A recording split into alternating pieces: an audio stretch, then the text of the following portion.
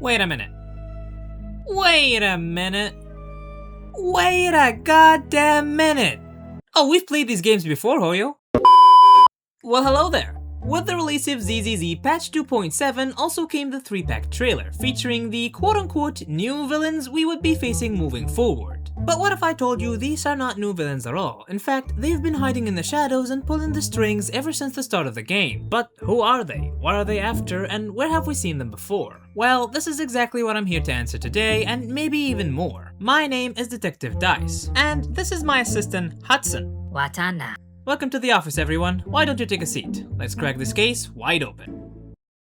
In the trailer, we see a table with 4 different chairs, 3 figures around it. The older of them addresses them as the 3 Pact: Led Scepter, Ten Crown, and Copper Ring. These are the heads of Tops, a corporate conglomerate focused on gathering the profit of all things, as they put it. Each was proposing a plan in light of the abnormal activity that spiked in Hollow Zero, a sign that the creator is coming. They were presenting said plan to an AI that sounds a lot like Fairy for some reason to choose one of them and move forward. I think it's about time I properly introduce them. And since ladies first, let's start with Ten Crown. She first appeared in Miyabi's trailer as a Tops consultant during Argos Hollows incident. The Hollow spiked in activities due to a parasitic ethereal named Norma.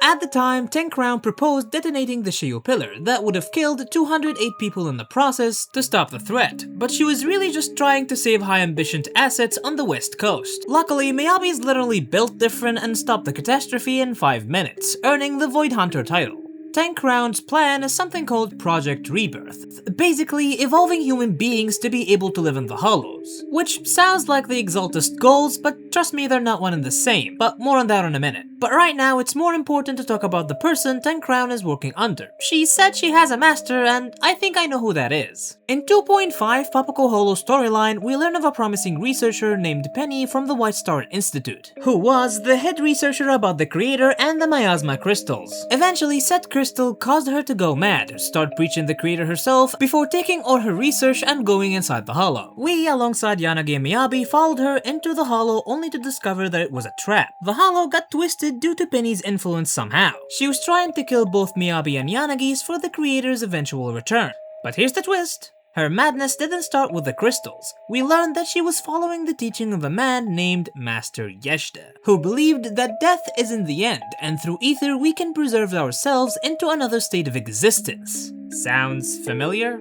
I believe that both Penny and Ten Crown had the same master, though he wasn't an Exaltist as well. We've also seen Tops collaborate with the Exaltist a couple of times, only for the Exaltist to betray Tops, like what happened with Farrock. Of course, we as the player know that Isolde acted as the overseer at the time, and she was more interested in her revenge than preaching the creator. But that's exactly what I believe, that the Exaltists were their own separate group that also preached the creator but had different goals in mind. But back on track, the next member is Copper Ring. His real name is Edmund, and we first hear of him in 1.7 while eavesdropping on Heartsman for Hugo, discovering that he's making the Ravenlock push for low-profit projects to boost their public image. Like a Hollow corruption insurance money that Sienna, a woman that Vivian got a vision of her death in the Hollow, used to secure a better life for her daughter after she passed away. Later on, we see Edmund at the auction, and we learn his name through a line that he had about how some people don't belong, likely referring to us. And one final time on television, cutting ties between Tops and the Ravenlocks, where Hugo confronts Hartman, which is what he was referring to by cleaning the Exaltist mess that Ten Crown made. We also discover that this guy is the head of Tops Entertainment Division, meaning this guy is responsible for Fugue and Odium Fiasco and the death of Euron de Winter, Vesper's forbidden fruit test results being locked from public, effectively enslaving her, and all of High Ambition Entertainment's shady business. And just in case you were thinking to yourself, this guy can't possibly get any worse, wait, cause there's more. Rusty Cliffs, a company under Tops Entertainment Division, sponsored the Hollow Athletic League this time around, meaning it was Edmund who probably hired the sweeper wolf Romuald who killed all those people during the competition. As we see, Romuald speaks to a Rusty Cliff higher-up demanding to speak to him, probably referring to Edmund.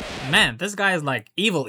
Watana. Yeah, you're right, he got that shit on though. Anyway, his plan is to control a Void Hunter who only answered to Tops, only for the next guy to call them lambs who were led to the altar. while showing us Yisheng Wang and Miyabi's swords reacting to the hollow anomaly, telling us that the creator is coming for what's his, hinting that the Void Hunter weapons might have been created by the creator. Which honestly make a lot of sense because back in 2.5 we found out through Senior Ye that the Shimning sword shares an origin with the creator, while he was researching how to save his sister. Miyabi also made a comment about how Talus is reacting the same way to the miasma as the Shimning sword. By the way, the guy who's giving us all this info dump is none other than our third member, the Led Scepter, who's giving me major Palpatine and Darkseid vibes, like I wouldn't be surprised if we fought him in the future and he's shooting lightning out of his hand or something. We don't know much about him, but he's working with yokai, which aside from being in this room alone is already a major red flag. And his plan is to invade the island of roscaelifer. We first hear about roscaelifer in 2.5 as Lockspring explained the backstory of Lady Sunbringer. Scepter want to exploit the creator's return to claim his weapon to sneak amidst the chaos and seize control of roscaelifer. It also seemed like he cheated, making yokai hack the AI system calculating the best plan. As we see yokai pop up in the scepter and a purple flash appeared in the machine before finally choosing Led Scepter's plan. Afterwards, he praised yokai well done. But that's not all the round table. There's a fourth seat reserved for Krampus Compliant Authority, which is a group of enforcers that answer only to Tops. They deal with anything or anyone who doesn't follow the rules or hurt Tops' reputation in any way, getting the companies back in compliance and search for a replacement for the bad actors. They also tried to steal the Shimning sword back in 2.5, but luckily Zhao stopped them.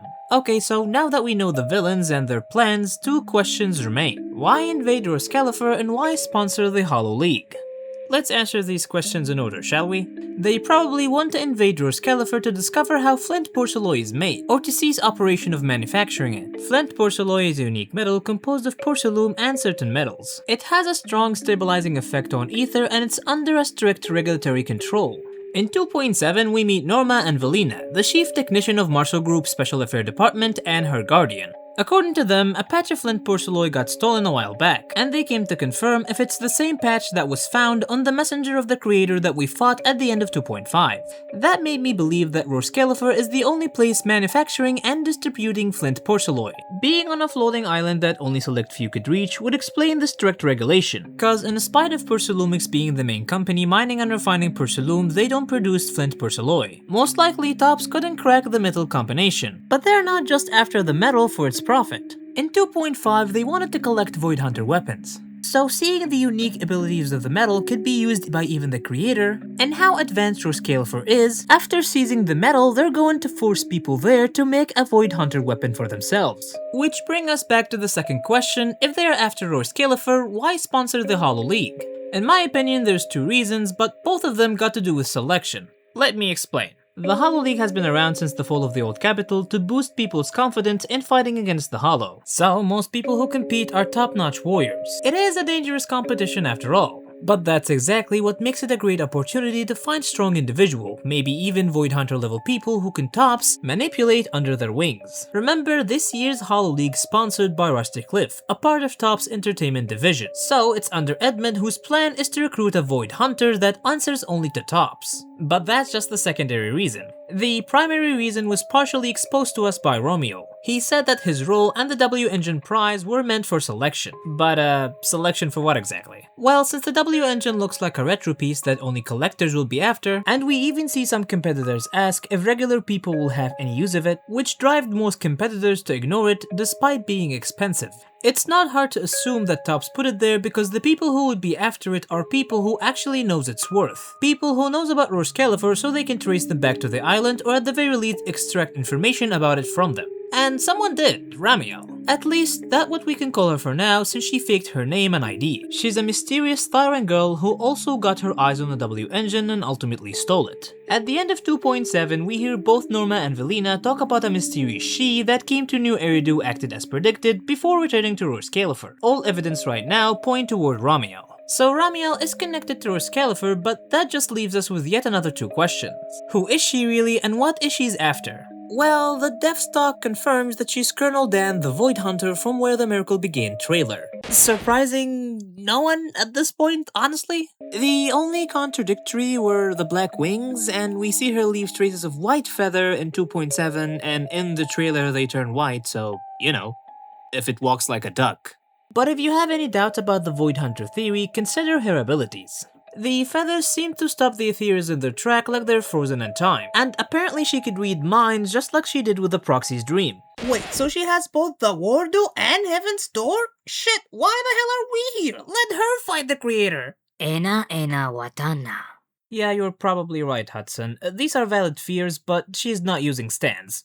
I think. The most likely scenario here that she's using something like the Unkwe Summit techniques, which are all built on the principle of manipulating ether. So in theory, the feather could work as a talisman, making her control the ether activities in the ethereals and dropping them to zero. As for the mind reading, we kind of see something similar with the Ishuan. When the miasma got to the proxies, she was able to synergize with the ether corrupting their minds by absorbing it, making her see the same illusions that they saw. While this is not exactly mind reading, if Ramiel can synergize with the ether inside the brain, that will make her tap into someone's memory.